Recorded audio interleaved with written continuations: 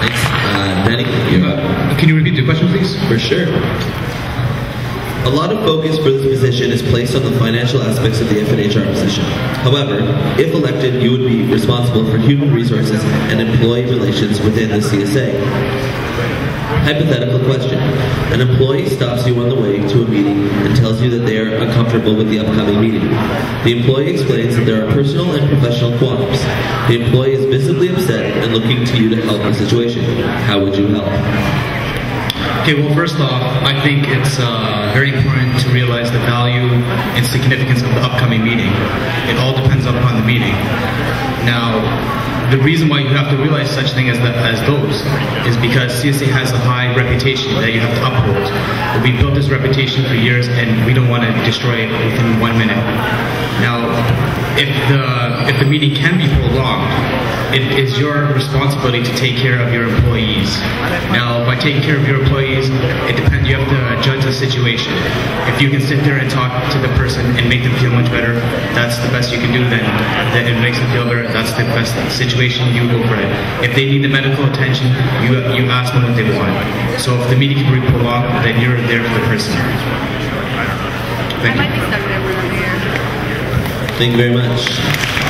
Just to the audience, if you have any questions for the candidates, there's still 2 slots available for questions from the audience, so feel free to come by. Once again, for those of you who can't attend this, it will be posted on our website at www.csaonline.ca, so feel free to check it out. This question will start with Josh. Earlier in the year, there was discussion about the efficiency of the CSA and potential restructuring of the organization. Do you think the CSA should undergo restructuring, and if so, how would you implement it? Thank you. I do believe that the CSA is not as efficient as it could be, but not entirely for the same reasons as presented early in the year. Some viewpoints I have in line with these sentiments are regarding the job descriptions of the commissioners. Complaints have been brought forward about the inconsistency or lack of definition of some of those commissioners' duties, and I agree. The workload as defined by those job descriptions do not always seem fairly distributed, but part of that is due to the fact that not all the duties by that commissioner are clearly stated in the CSA bylaws, and that confusion slows down the process. Throughout the term, each commissioner should be making a list of the tasks that they complete and ensuring that they are in line with the bylaws or that the bylaws are in line with those tasks. And if there is an imbalance of duties within the commissioners, then a redistribution of those duties may be necessary, and the commissioners should hold a meeting to discuss those changes with one another. One viewpoint that I have that has not been mentioned is the technical status of the CSA. As a highly technical individual, perhaps it is also predictable for me to refer to the CSA as being low-tech. Much of the CSA's bookkeeping is still being done by hard copy storage, which requires much more physical space, is difficult to access, and in all frankness, is not sustainable systematically or environmentally. Continuing to use this method will also have a profound impact on the CSA's efficiency of business. As the Finance and Human Resources Commissioner, I will research and propose a variety of technical solutions that will reduce the corporate clutter the CSA faces that should increase the organization's efficiency tenfold. Thank you.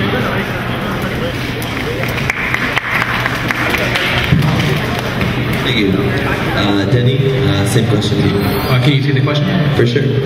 Earlier in the year, there was discussion about the efficiency of the CSA and potential restructuring of the organization. Do you think the CSA should undergo restructuring, and if so, how would you implement it? Well, to start off with, I'd just like to comment on the CSA itself. The CSA is there to protect and look over all the students of the University of Guelph, and that is the problem actually, that the students don't realize it. That would be the one solution to this, is that when you go around, nobody understands what the CSA can do to you, that there's a lot of opportunity, there's a lot of benefits out there. Like, for the instance, let me just demonstrate that this is not as proud as I expected it to be today. There should be more people involved. Why? Because this concerns everybody. People walk by and they don't realize what's going on right now, but this is your future. This is what the CSA is doing for you. They're offering an opening hand, and I think everybody should take it. Because as students, we don't have that many rights, and not that many people are looking towards protecting us, but the CSA does.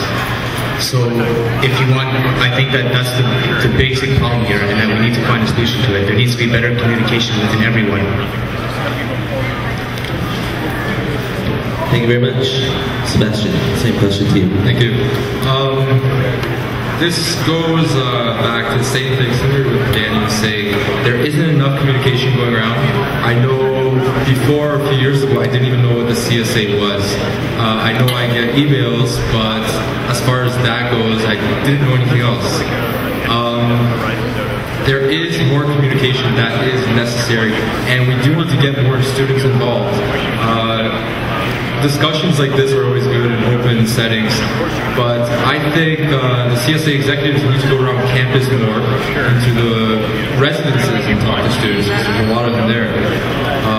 This isn't a bash against the current executives by any means. I think they're doing a great job, but as a Finance and Human Resources Commissioner myself, I walk around campus constantly trying to meet new students, getting to know them, giving out my information, welcoming to my office, and letting them know what I do.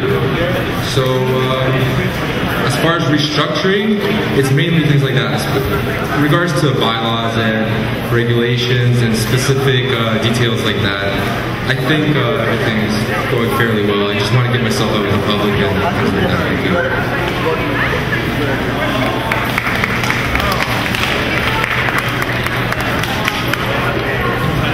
Thank you very much.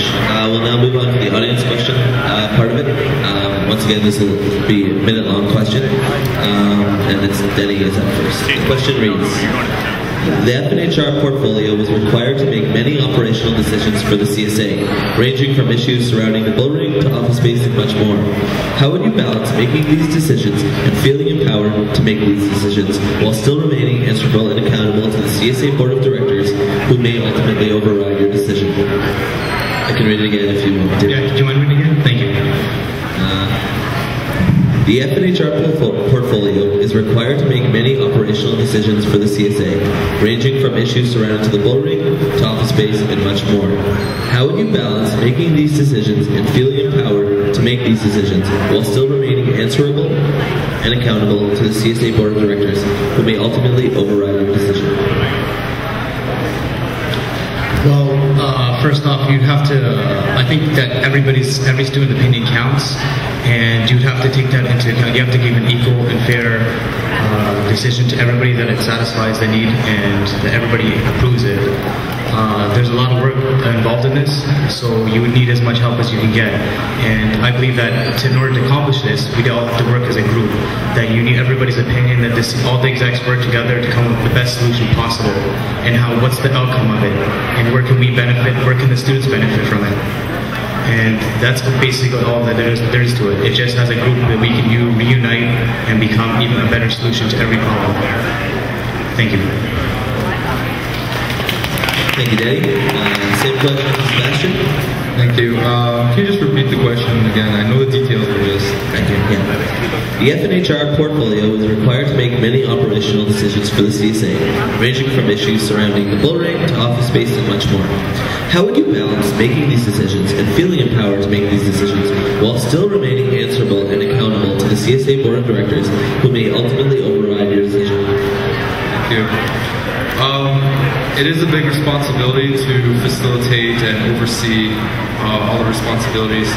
Again, as mentioned earlier, you have to keep the communication lines open, especially with the Board of Directors. So constantly going to meetings and talking openly to them, opening up new meetings and always initiating discussion. Just things like that. Thank you.